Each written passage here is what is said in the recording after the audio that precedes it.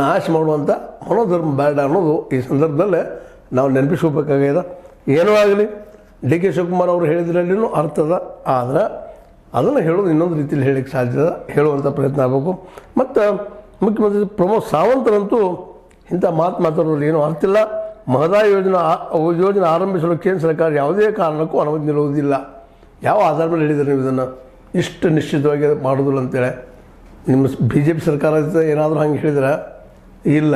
ಇಂದು ನಾಳೆ ಅಲ್ಲೂ ಕರ್ನಾಟಕದಲ್ಲಿ ಅವ್ರು ಬೇಕಾಗ್ತದೆ ಅಷ್ಟು ಬಿ ಜೆ ಪಿಗೆ. ಅದಕ್ಕಾಗಿ ಜೋಶಿ ಅವ್ರನ್ನ ತ್ಯಾಪಿ ತಿಕ್ಕು ಕೆಲಸ ಮಾಡ್ತಾ ಇದ್ದಾರೆ. ಆಗಲಿ ಅವ್ರ ಬಾಯಾರಿಕೆಯಿಂದ ಅವರು ನೀರು ಬಿಡೋದು ಒಪ್ಪಲಿ, ಕಳಸ ಬಂಡೋರಿ ಮುಗಿಲಿ, ಎಲ್ಲರಿಗೂ 40 ಟೀಮ್ ಚೆಕ್ ನೀರು ಸಿಗಲಿ ಅಂತ ನಮ್ಮೆಲ್ಲರ ಹಂಬಲ. ಅದು ನಮ್ಮ ಹಕ್ಕೂ ಹೌದು ಅಂತ ಹೇಳ್ತಾ ಈ ಮಹದಾಯಿ ಯೋಜನೆ ಜಲ್ದಿ ಮುಗಿಲಿ, ಕಳಸ ಬಂಡೋರಿ ಜಲ್ದಿ ಮುಗಿಲಿ. ಮತ್ತು ಎಲ್ಲರಿಗೂ ನಮ್ಮ ಈ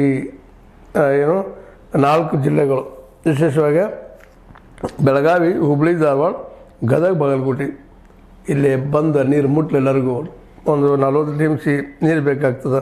ಅದಾದರೆ ಆಟೋಮೆಟಿಕ್ಕಾಗಿ ಎಲ್ಲನೂ ನಡೀತಾ ಓಡ್ತಾ ಹೋಗಿಬಿಡ್ತದೆ. ಮಹದಾಯಿ ಯೋಜನೆ ಕಂಪ್ಲೀಟ್ ಆದಂಗೆ ಆಯಿತು.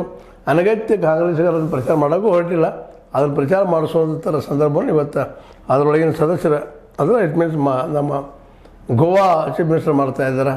ಅವ್ರಿಗೂ ಒಳ್ಳೆಯ ಬುದ್ಧಿ ಬರಲಿ ಅಂತ ಹೇಳ್ತಾ ಮಹದಾಯಿ ಯೋಜನೆ ಎಲ್ಲರಿಗೂ ಅನಿವಾರ್ಯನ.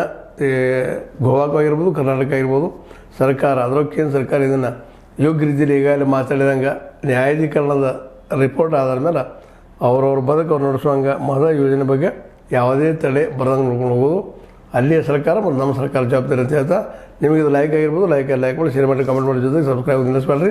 H60 ನ್ಯೂಸ್ ಅರ್ಥಾತ್ ಹೇ ಸೀತಾರಾಮಯ್ಯ ಸತ್ಯದ ಕೈಗಳಲ್ಲಿ ವಂದನೆಗಳು.